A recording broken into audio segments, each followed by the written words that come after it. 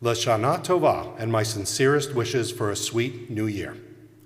This is certainly not how I imagined my first speech as president of Temple Shir Tikva would go. But then again, many aspects of our world are not as we ever imagined them. Work, school, vacations, with whom and how we socialize, even shopping have all been transformed, and with it comes a feeling of loss, of lack of control, and of uncertainty. The last 6 months have also enabled all of us to better understand what is truly important to us. Family, health, and overall well-being are all fragile, and I know I have a much greater appreciation for these precious things.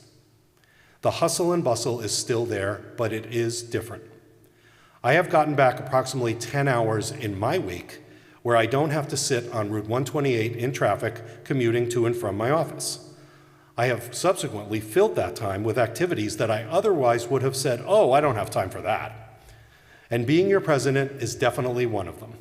After all, Scott Cohen, my esteemed predecessor, always says, every president will have one crisis during their 2 years in office.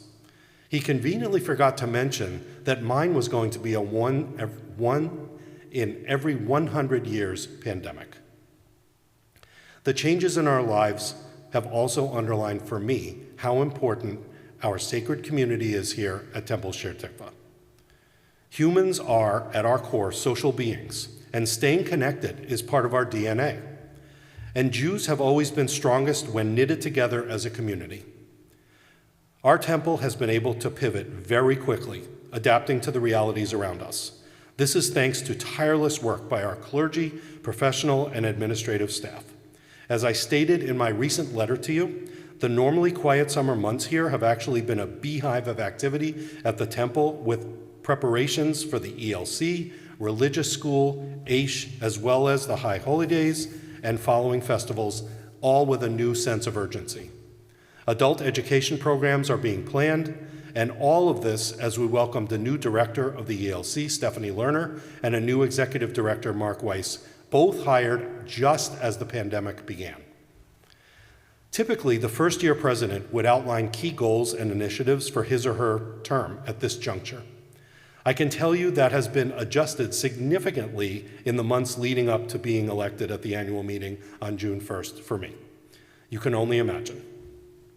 I can share that the 3 at-large board positions that we have now do represent key areas of focus for this year, and I'll use those as examples. Laura Hyman continues in her role from last year as trustee for engagement and retention. For, as you can imagine, that is more important than ever. The other 2 at-large positions are new in scope, along with introducing new faces to the board. Mary Beth Redger is the at-large trustee for human resources. Our greatest asset is the team we have here at Temple Shir Tikva.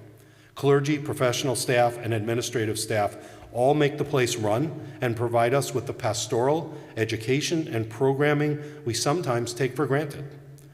With a great team comes the need for standard processes, including clear roles and responsibilities, goals, and ways to measure performance. We have reached that stage in our growth, and Mary Beth brings great perspective and insight on how to optimize the team. And of course, the community resilience and response trustee, Amy O'Donnell, who has put together a stellar team in the COVID-19 task force. These 3 portfolios do represent key initiatives and areas of focus, and I am very pleased that Laura, Mary Beth, and Amy accepted the challenges and opportunities that come with their roles. I can tell you now with great confidence and pride that the state of the congregation is strong and vibrant. Despite the uncertainty that the pandemic has brought with it, our synagogue is adapting and adjusting, and hopefully you agree that the efforts and results have been great thus far. We finished the fiscal year 2019-2020 on June 30th very strong with a very small deficit. We have appropriately conservative projections for this year, 2020-2021, which began on July 1st, with some measure of uncertainty over us that we will closely monitor throughout the year. Most importantly, your continued membership is foundational for our continued growth and success, and I thank you for your commitment to our sacred community. At the same time, as the recent letter from our development committee and development manager Amy Schulman detailed, we actually rely on your contributions to cover approximately 25% of our overall operating budget. Please use this very important time of reflection to renew your contribution or make a new one, or both, to the annual fund. The congregation depends on it. I do sincerely hope to be able to address you from this bema at this time next year, with the seats filled, the pre-service chatter at its usual level, and the profound experience of the High Holy Days renewed with in-person prayer. In the meantime, please take full advantage of the digital and in-person opportunities that this unique year presents. After all, who would have ever thought they would see Paul Roberts doing drive-in shofar blowing from the parking lot on Rosh HaShanah? Once again, L'Shana Tovah, and have a wonderful, safe, and sweet year.